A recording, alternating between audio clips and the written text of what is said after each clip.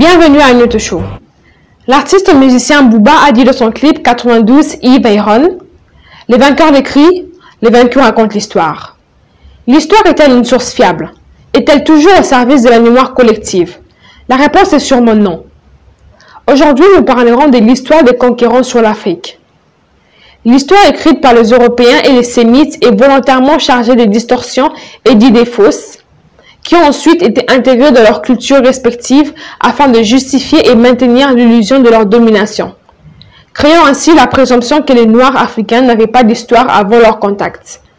Par conséquent, il est plus important que jamais que nos communautés mondiales adoptent leur propre point de vue de l'histoire et apprennent qu'il y avait plus de 300 royaumes et empires aux deux extrémités du continent africain, dont certains n'ont duré que quelques siècles et que beaucoup d'autres ont prospéré pendant des millénaires.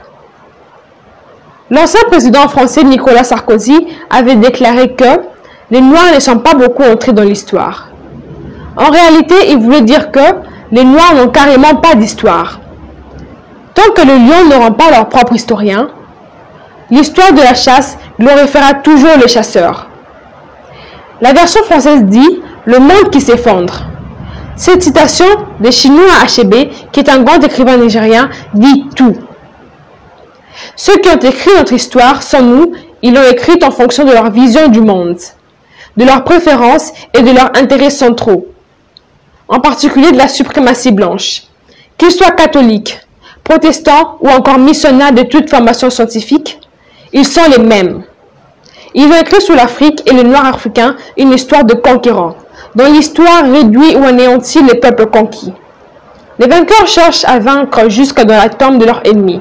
La victoire confère un sentiment de supériorité aux vainqueurs que le vaincu finit par reconnaître. C'était Lady Congo à partir de Kinshasa. Peace and love, on est ensemble. This is Congo Solo, where all the African news is shown. Stay tuned for Black history, society, and culture. Want to be entertained with more Black trivia and much more facts? Well, this is a place to go. Hey, did you know the first computer was made by a Black person? No, I didn't know. Where'd you find out? Congo Solo, where you can find more information like this and much more. Make sure to check out the Your Space section, where you can put your own publications, events, ads, and even your thoughts. Want more information? Go to www.congolisolo.net.